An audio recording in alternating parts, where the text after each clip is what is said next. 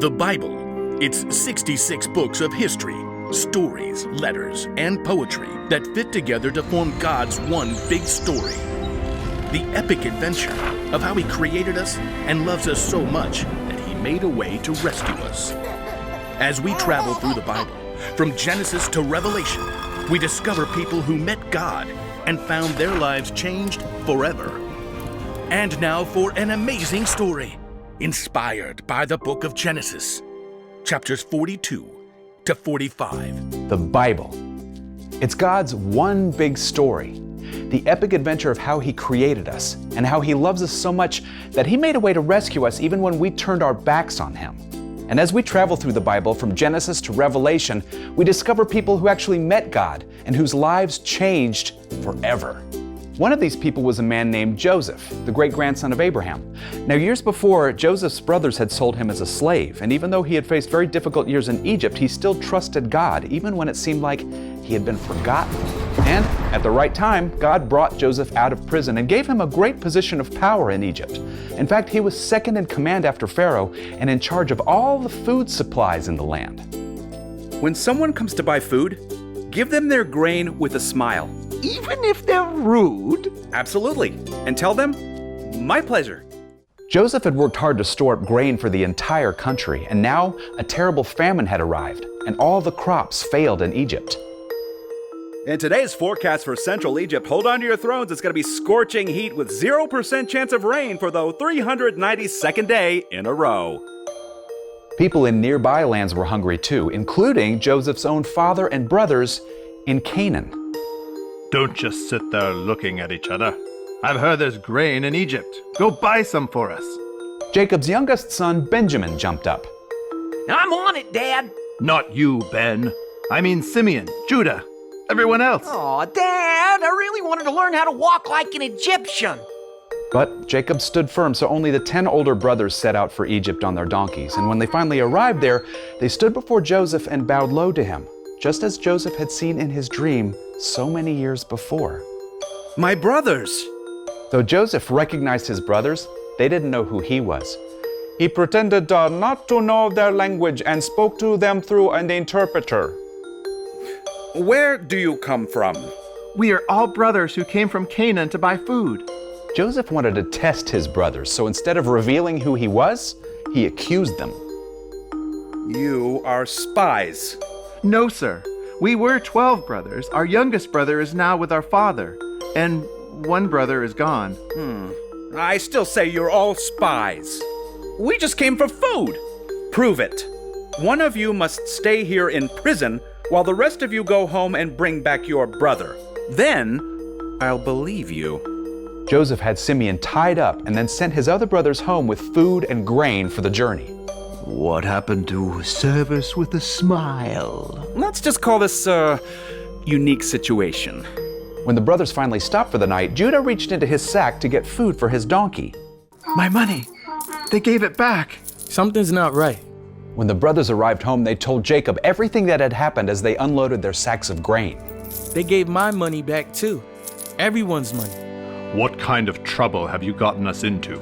We have to go back for Simeon. We have to take Benjamin. I've already lost Joseph, now Simeon, and you want to take Benjamin too? I don't think so. So the brothers stayed home, but soon the grain they brought from Egypt was gone. Go back. Buy more food. You know we can't go without Benjamin. I promised to keep him safe. Inconceivable. Okay, fine. Go. Yes! Take lots of gifts, and twice the money you took before. May God cause this man to show you mercy. Once more, the brothers traveled the long road back to Egypt. This time, Joseph invited them to sit down to a meal at his home and released Simeon to join them. You guys, what took you so long? When Joseph arrived, they all bowed low again. Joseph was overcome to see his youngest brother, Benjamin. May God be gracious to you, my son.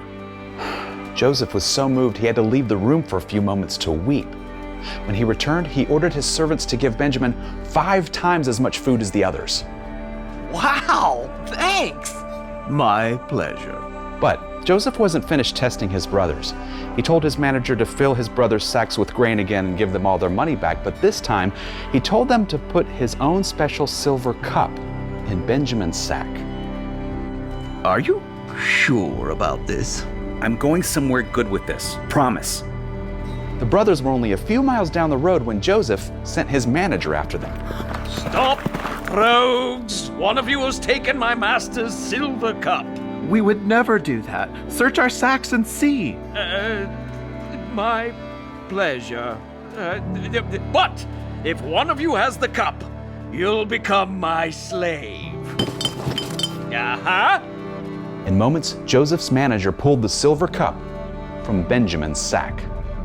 Ooh, shiny! Oh wait, that isn't good, is it? The brothers were so upset they tore their clothes and returned to the city to appear before Joseph. What have you done? We have no way to prove we haven't done something wrong. So make us all your slaves. Of course not. Just the man who stole the cup. We can't do that. Our father already had a son killed by wild animals. If he sees Benjamin isn't with us when we return, he'll die. I promised to keep Benjamin safe, so let me be your slave instead. Joseph couldn't hide the truth any longer. He ordered everyone but his brothers to leave the room. I am Joseph. The brothers were stunned. Joseph had been a kid when they sold him as a slave so long ago, and now God had put him in charge of a whole country. Don't be upset. Don't be angry with yourselves. God sent me ahead of you to save many lives. As Joseph spoke, he knew it was true. Even in the darkest moments when he had been kidnapped, lied about, left in prison, God was still with him. God was still working out his plan. Come live here, you and all your families. There's gonna be 5 more years without enough food, but if you live here, I can give you everything you need. Joseph hugged his brother Benjamin, and both men wept. Wow! Thanks, big bro. My pleasure. The brothers returned home and gave the amazing news to their father. My son Joseph is still alive. I'll go and see him before I die. So Jacob and all of Joseph's family traveled to Egypt to live. And because God had risen Joseph to such a high position of power, the family had enough to eat. And over the years, God grew them from a single family into an entire nation of people.